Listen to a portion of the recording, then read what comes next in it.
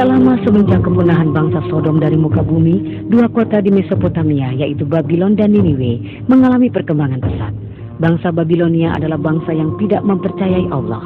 Mereka justru menyembah bintang-bintang.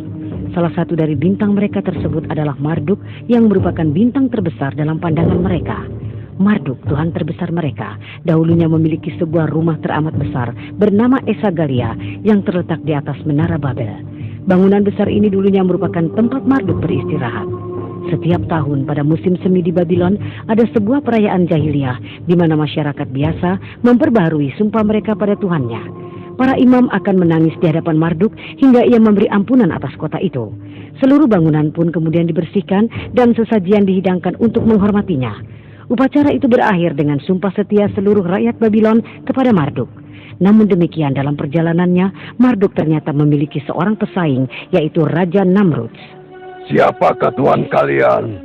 Engkau, wahai Namrud yang agung. Engkau, wahai Namrud yang agung. Namrud kemudian memberi hadiah bagi siapapun yang mengagungkannya dan yang memberi penghormatan di hadapannya. Namrud sungguh-sungguh dipercaya semua orang bahwa ia adalah Tuhan yang sebenarnya. Cepatlah, ayo cepat berangkat. Raja Namrud tidak suka kita menunggu lama. Ayo cepat. Pada masa awal pemerintahannya, Raja Namrud memerintah dengan keadilan dan kejujuran. Namun kesombongan merasuki hatinya. Sehingga lambat laun, ia sangat ingin menjadikan dirinya sebagai Tuhan. Ia pun kemudian benar-benar mewujudkannya. Ia menghendaki gelar dan posisi barunya ini diukir dan disebarluaskan ke semua tempat. Kini rakyat Babylon harus mulai menerimanya sebagai Tuhan mereka dan harus menyembahnya. Tak peduli apa yang diperintahkannya, semua harus dipatuhi. Sah dan dalam sebuah pertemuan agung, para peramal bintang-bintang menyampaikan,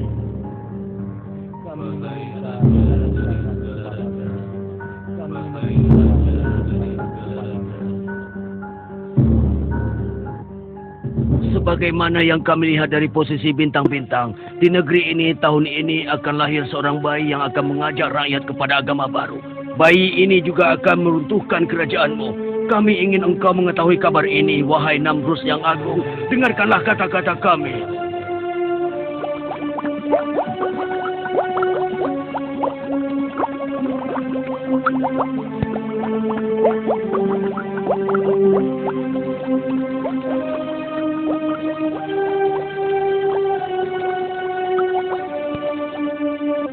Benar, percayalah pada ramalan kami, karena kami hanya hamba seayahmu. Kami ingin mengatakan kebenaran kepadamu, agar engkau dapat mengambil tindakan yang benar.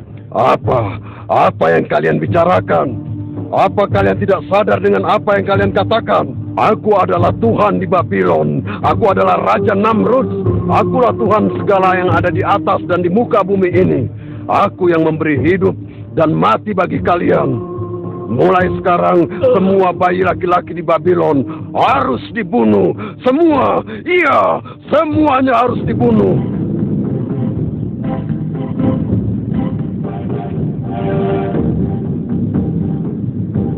Di sudut kota Babylon tinggallah seorang pembuat patung bernama Azar.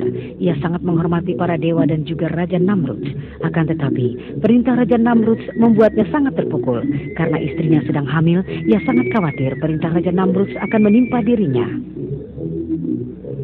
Wahai istriku, aku takut kekejaman Namrud akan menimpa kita. Jadi, segera persiapkanlah dirimu. Aku akan membawamu keluar dari Babylon. Ada sebuah gua di dekat desa Ur. Kau harus tinggal di sana sampai bayi kita lahir dan perintah kejam itu dicabut. Terserah engkau, Azar. Bagaimana baiknya?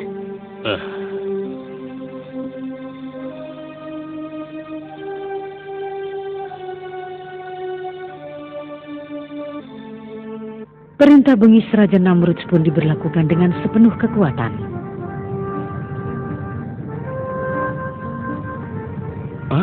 Awas, tentara Namrud datang.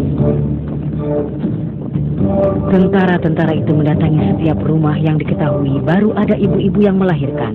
Semua digeledah. Buka pintu! Buka pintu! Ayo, berikan bayimu. Jangan ambil bayi kami. Iya, jangan. Berikan. Jangan bawa bayi kami. Demikianlah kebrutalan dan kebengisan telah menyebar luas di Babylon selama bertahun-tahun. Keluh kegeturan terdengar dari rumah-rumah penduduk. Jumlah bayi yang terbunuh pun mencapai ribuan. Wahai Namrud yang agung, semua bayi laki-laki di negeri ini telah kami bunuh, seperti yang kau perintahkan. Raja Namrud begitu gembira atas kabar yang didengarnya. Dia tersenyum puas sebagai monster yang baru meminum darah. Dia tidak tahu Allah yang Maha Kuasa mempunyai rencana lain. Nabi mulia yang dijuluki Allah sebagai Al-Khalili membuka mata di dunia untuk pertama kalinya dalam sebuah gua yang gelap dan dingin. Sang ayah yang takut akan kekejaman Raja Namrud akhirnya memutuskan untuk meninggalkan sang ibu dalam gua gulita ini. Dan tahun demi tahun pun berlalu dengan cepat. Ibrahim, nama sang bocah, menjadi anak yang sangat cerdas dan pintar. Ia tumbuh dan besar dengan cepat. Suatu hari ia berkata pada ibunya, Ibu, tolong ceritakan siapa Tuhanku? "Apa?" Sang ibu kaget dengan pertanyaan itu dan tidak tahu bagaimana harus menjawabnya. Akulah Tuhanmu. Lalu Tuhannya ibu siapa? Tuhanku sudah pasti ayahmu. Kalau ayahku Tuhannya ibu, lalu siapa Tuhannya ayahku? Pertanyaan apa ini anakku? Tentu saja Namrud telah Tuhan ayahmu. Lalu Bu, siapa Tuhannya Raja Namrud? Sang ibu sungguh kebingungan dengan pertanyaan ini. Ia tak mampu menjawab. Ia menjadi cemas. Inikah anak yang akan mengubah agama dan kepercayaan masyarakat Babilonia? Ibrahim kecil kemudian meninggalkan gua untuk pertama kali dalam hidupnya. Ia pun melihat kilau matahari yang terbit di langit sebelah timur. Ia menjadi kagum, seakan-akan ia menemukan apa yang dicarinya. Wah, inilah Tuhanku, sangat indah dan juga bersinar terang. Ibrahim memperhatikan matahari sepanjang hari. Ketika senja datang, saat matahari mulai tenggelam di ufuk barat, seiring hilangnya sinar matahari itu, hilang pula lah kekagumannya. Kalau dia itu memang Tuhan, maka dia tidak akan mungkin bisa menghilang. Ibrahim pun terus berjalan. Ibrahim terpukau kembali ketika ia menyaksikan bulan yang bercahaya di langit di kala malam. Iya, pasti ini Tuhanku. Dia indah sekali. Namun ketika ia bangun di pagi harinya, ia menjadi kecewa.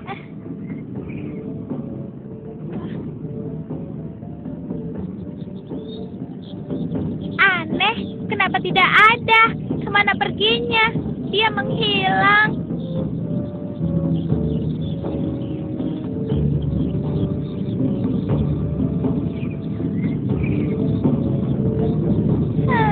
Tuhanku bukan seperti itu.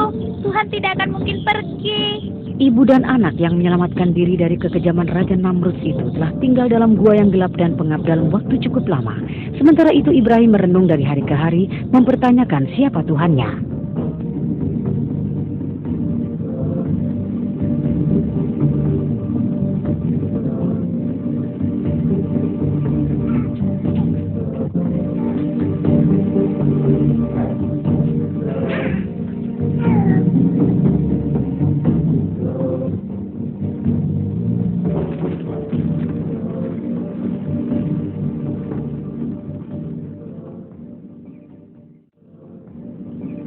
Beberapa tahun kemudian, Ibrahim pun meninggalkan gua dan mendatangi negeri Babylon. Saat itu, orang-orang di sana, terutama Namrud, berada dalam puncak kejahiliahan, kebengisan, dan kebrutalan. Ibrahim, yang hati dan pikirannya jauh dari sifat celah, menyaksikan dengan keheranan bagaimana rakyat Babylon berada dalam kesesatan yang mengerikan. Wahai rakyat negeriku, apa yang kalian sembah? Apakah dewa-dewa itu mendengar ketika kalian memanggil? Dapatkah mereka menolong ataupun melukai kalian? Jangan biarkan diri kalian diperdaya oleh setan dan nafsu kalian. Sesungguhnya, aku hadapkan wajahku pada Tuhan yang telah menciptakan langit dan bumi. Aku memang orang dusun, tapi aku tidak sebodoh kalian.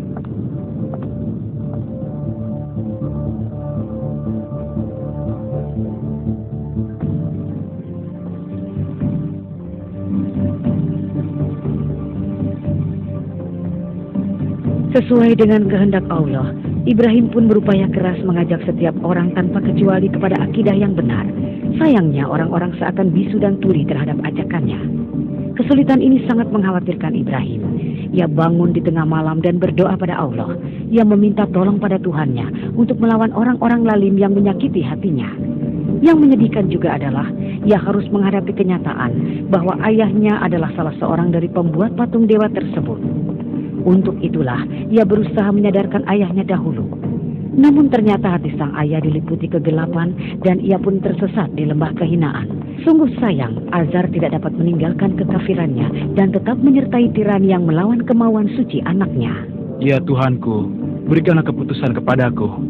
Berikan kelapangan dan berkah kepadaku. Sadarkanlah sebagian dari mereka agar mereka bisa menerima kebenaran. Ya Tuhanku, maafkanlah ayahku karena dia adalah orang tersesat di antara orang-orang sesat. Jangan engkau lalaikan aku pada hari keputusanmu. Wahai penduduk negeri, kenapa kalian menyembah batu-batu yang tidak bisa membantu kalian? Mengapa kalian ruku dengan hormatnya di depan patung-patung itu dan berdoa kepadanya? Mengapa? Ini adalah tata cara nenek moyang kami. Marduk dan Namrus yang agung adalah penjaga kami. Kami meminta bantuan mereka ketika perang maupun damai. Kami tidak mempercayai siapapun kecuali mereka. Inilah yang kami lihat dan kami dengar hingga saat ini. Apa yang dapat kami katakan untuk membuktikan hal sebaliknya? Benar, engkau tidak dapat mengatakan apapun. Mereka tidak memberi keuntungan apapun pada kalian. Kenapa kalian bisa percaya begitu saja? Kalian sudah percaya pada imam-imam kalian yang pendusta itu. Kalian telah lupa pada Tuhan yang menciptakan kalian dari ketiadaan. Tuhan yang maha hidup dan maha besar. Wahai Ibrahim, kami tidak melakukan apapun kecuali yang telah dilakukan oleh nenek moyang kami. Iya, dan orang-orang setelah kami pun melakukan hal yang serupa. Sesungguhnya, kalian semua telah berada dalam kesesatan yang nyata. Apa yang kau inginkan dari kami? Katakan dengan jelas dan katakan pula apa yang memberatkanmu. Lihatlah batu-batu itu. Mereka tidak bergerak dan tidak dapat menolong kita. Untuk apa kalian sembah? Jadi mereka tidak dapat mengirimkan mata air dan menurunkan hujan. Itu yang kau sebut dengan Tuhanmu, ha? Tentu saja tidak. Allah lah satu-satunya yang dapat mengatur segala sesuatunya di muka bumi ini. Dia itu tunggal, tidak memiliki sekutu. Singkatnya kau tidak menerima Tuhan kami, begitu? Mereka semua dapat hilang dan juga musnah. Yang abadi cuma satu, dialah Allah.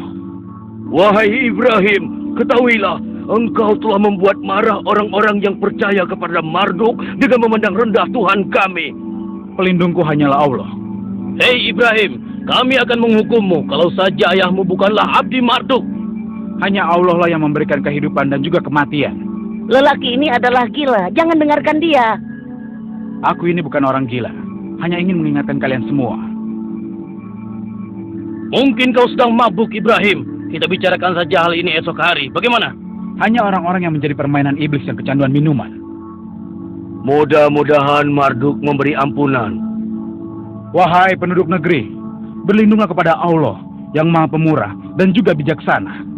Dialah Allah yang memberi kalian roti setiap harinya, memberikan gandum dan juga minuman untuk diminum. Dia juga lah yang menyembuhkan kalian saat sakit, membantu kalian saat membutuhkan pertolongan. Kembalilah kepadanya dan memujilah kepadanya. Kita tidak usah mendengarkan dia lagi. Dia bukan dari golongan kita. Kenapa kalian semua tidak mau mendengarkan peringatanku?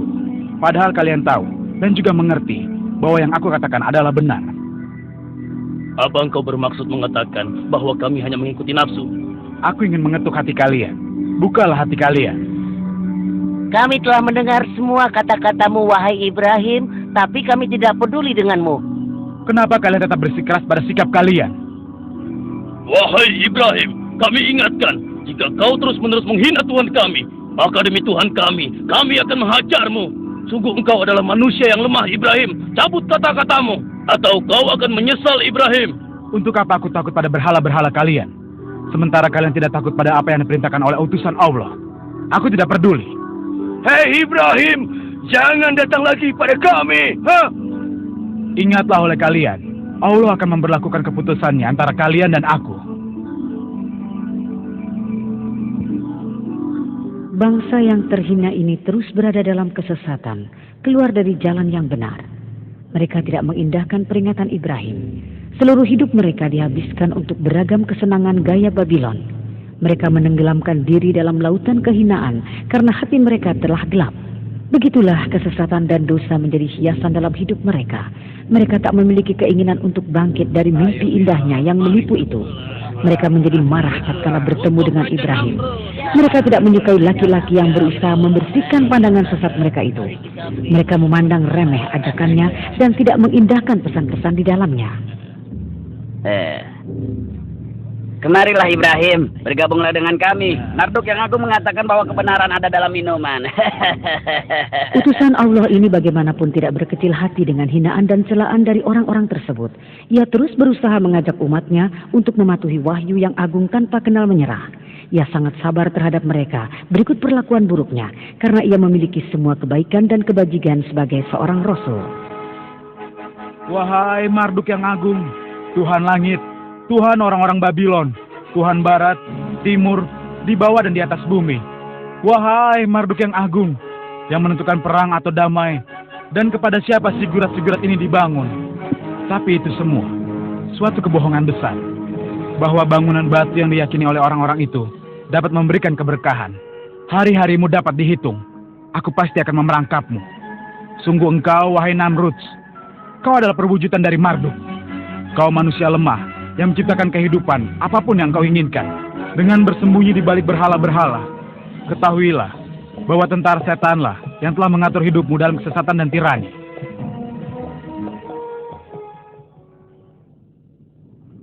Di Babylon, setiap tahun ada perayaan suci untuk dewa-dewa. Selama perayaan ini, orang-orang memperbarui bukti dan pengabdian mereka kepada Dewa Marduk. Halo sahabatku, bagaimana kabarmu? Perayaan akan dimulai sebentar lagi dan kita akan benar-benar menikmatinya, kawan. Wahai kawan-kawanku, para bangsawan dan rakyat Babylon, datanglah dan serahkanlah pengabdian kalian pada Marduk yang agung. Agungkanlah dia, berikanlah pada dewa kita sesuatu yang terbaik yang kalian miliki. Jadilah orang-orang dermawan agar kedermawanan tangan meliputi kita tahun ini. Mari, tenangkan pikiran kita dengan minuman anggur asigo ini, minuman suci para dewa. Mari kita berangkulan, kita nikmati bersama saat paling membahagiakan ini. Wahai putra Dewi Istar, marilah kita bersama ke tempat perayaan. Mari bergembira, ikutlah bersama kami. Ayo ikut bersama kami. Wahai Ibrahim.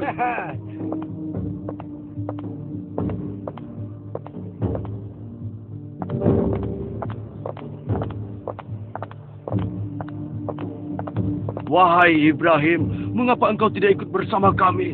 Engkau setidaknya dapat berbakti pada Tuhan kami pada hari yang berbahagia. Hari ini ia berlaku sangat baik pada hamba-hambanya.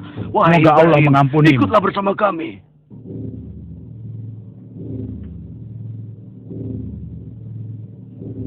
Ibrahim kemudian menyusuri jalan-jalan di Babylon, hingga kakinya membawa ke rumah berhala yang paling besar di kota itu.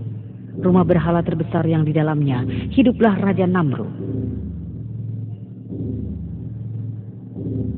Wahai dewa-dewa, kalian adalah pilar batu yang tidak mampu memberikan pertolongan meski bagi diri kalian sendiri. Aku lihat banyak makanan segar dan bermacam-macam minuman di depan kalian, tapi ternyata kalian tidak menyentuh sama sekali. Pasti karena kalian tidak makan, kan? Apa yang terjadi pada kalian? Mengapa kalian tidak bicara? Mengapa kalian tidak mengatakan apapun? Kalian dan orang-orang yang percaya pada kalian adalah makhluk-makhluk yang patut dikasihani. La ilaha illallah. Suara Ibrahim memantul di rumah dewa-dewa itu. Dia amat marah kepada orang-orang yang menyembah belahan batu-batu yang tak hidup dan tak bergerak ini. Ia bersedih hati dan tak mampu memahami bagaimana mungkin umatnya bisa sedemikian buta dan menjadi mainan tangan-tangan setan. Tak ada pemenang kecuali Allah. Hentikan aku andaikan kalian benar-benar dewa yang memiliki kekuatan. Tahanlah aku, di mana kekuatan dan keperkasaan kalian. Kehancuran kalian akan menjadi begitu menyedihkan. Kalianlah penyebab segala kebobrokan ini. Manusia yang paling bodoh adalah yang memilih dan menjadikan kalian Tuhan lalu menyembahnya. Mereka juga yang menempatkan kalian di tempat paling baik di rumah mereka dan bersujud di hadapan kalian. Dan engkau yang paling besar, Tuhan palsu yang disebut Marduk. Aku tidak akan menghancurkanmu sebagai contoh dan pelajaran bagi mereka yang mempercayaimu. Aku akan mengalungkan kapak ini di lehermu. Ibrahim terus menghantam semua patung-patung yang diagungkan itu dan membuatnya menjadi serpihan-serpihan batu.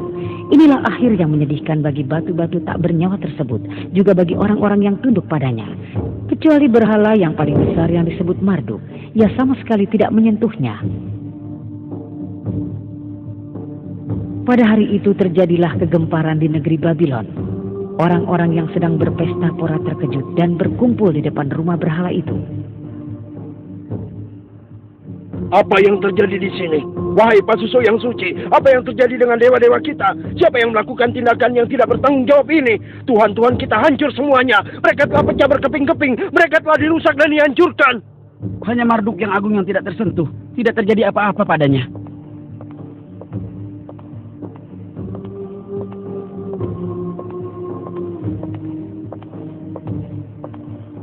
Wahai Istar yang agung, mimpikah yang kami lihat ini? Apakah ini sebuah mimpi buruk? Siapakah yang melakukan ini?